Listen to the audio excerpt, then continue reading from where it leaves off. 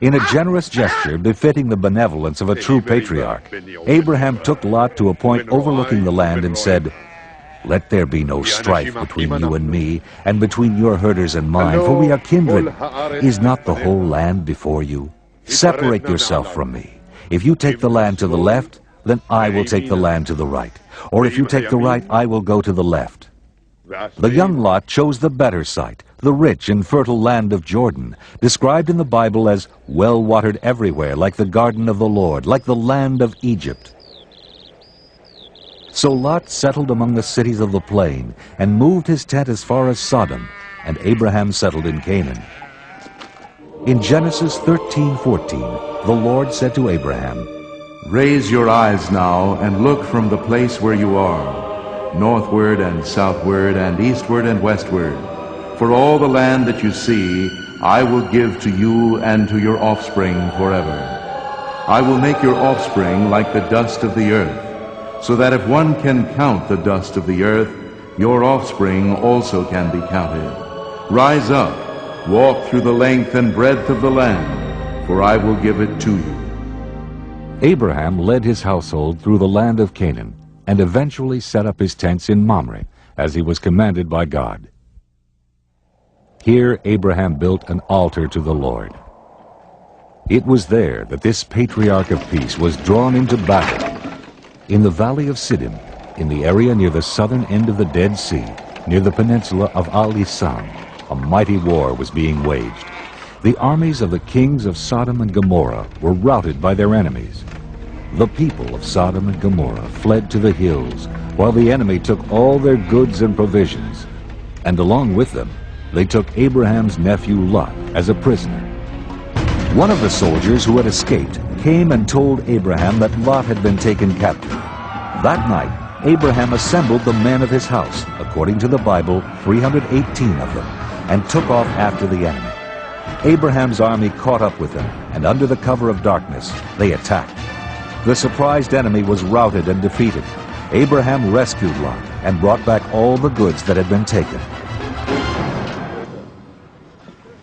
For his heroism and his deeds in battle, Abraham was honored and blessed by Melchizedek, the king of Salem, an early name for Jerusalem, who is referred to in the Bible as a priest of God Most High, and Abraham gave him a tenth of everything.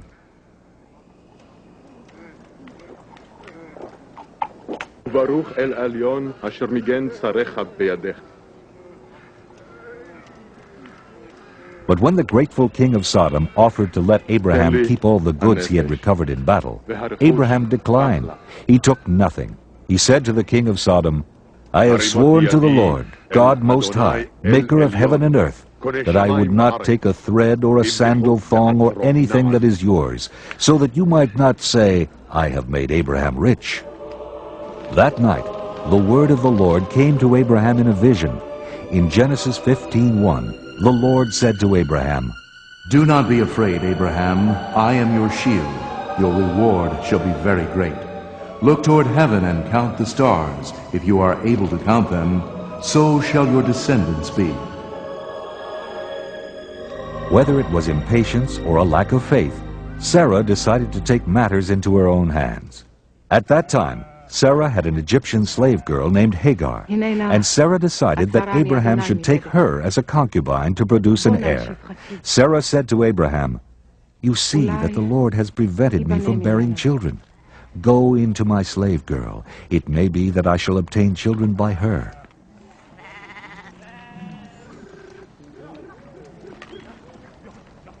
So after Abraham had lived 10 years in the land of Canaan, Sarah took Hagar, her slave girl, and gave her to her husband Abraham as a wife.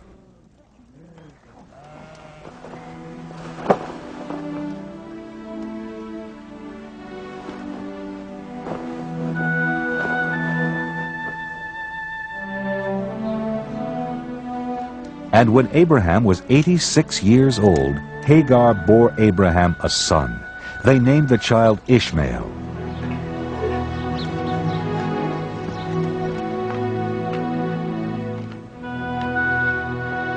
"13 years later, when Abraham was 99, God once more appeared and repeated his promises to Abraham.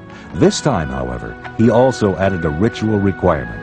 In Genesis 17:4, God said, As for me, this is my covenant with you. You shall be the ancestor of a multitude of nations. I will make you exceedingly fruitful, and I will make nations of you, and kings shall come from you. And I will give to you and to your offspring after you the land where you are now an alien, all the land of Canaan for a perpetual holding. Every male among you shall be circumcised when he is 8 days old, and it shall be a sign of the covenant between me and you. Any uncircumcised male shall be cut off from his people. He has broken my covenant. At the same time, God also told Abraham he would give him a son by Sarah. Abraham fell down laughing. He said to himself, "How can a child be born to a man who is 100 years old? How can Sarah, who is 90 years old, bear a child?"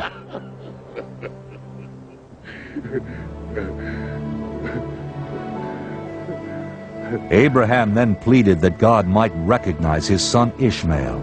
Lo Ishmael. Oh, that Ishmael might live in your sight. In Genesis 17:19, God replied, No, but your wife Sarah shall bear you a son, and you shall name him Isaac. As for Ishmael, I have heard you. I will bless him and make him fruitful and exceedingly numerous. He shall be the father of 12 princes, and I will make him a great nation. But my covenant I will establish with Isaac, whom Sarah shall bear you at this season next year.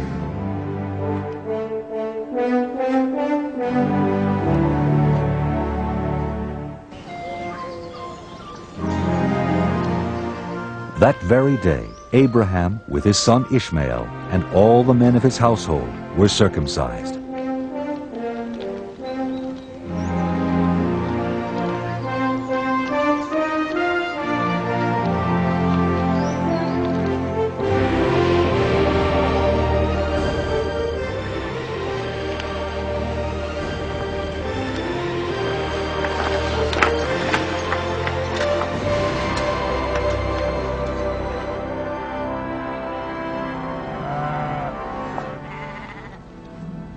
Sometime later, as he sat at the entrance of his tent in the heat of the day, Abraham looked up, and 3 men suddenly appeared in front of him. Abraham ran from the tent entrance to meet them and bowed down to the ground. In the tradition of Eastern hospitality, Abraham brought them water so they could wash their feet, and had Sarah and his servants prepare food for the visitors. Abraham set food before them, and they ate. They said to him, "Where is your wife Sarah?" And he said, "There, in the tent." Then one said, "I will surely return to you in due season, and your wife Sarah shall have a son." The men then set out for Sodom, and Abraham went with them to show them the way. As the men turned and headed for Sodom, Abraham remained and spoke to the Lord. The Lord explained to Abraham that there was a great outcry against Sodom and Gomorrah for their wickedness and sin, and he had come to judge them. Abraham then fulfilled God's promise that he would be a blessing even to other nations. He stood before God and questioned his decision to destroy Sodom and Gomorrah. If there was even a small number of God-fearing people, could not the sinners be saved? Suppose there are 50 righteous within the city. Will you then destroy the place? And the Lord responded to Abraham, "If I find at Sodom 50 righteous in the city, I will forgive the whole place for their sake." Then Abraham continued to bargain with God. "Will you destroy the whole city if you find 45 righteous people?" God answered, "No." Abraham persisted.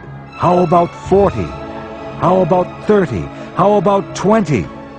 And then, perhaps remembering he was indeed arguing with the Almighty, "Oh, do not let the Lord be angry if I speak just once more.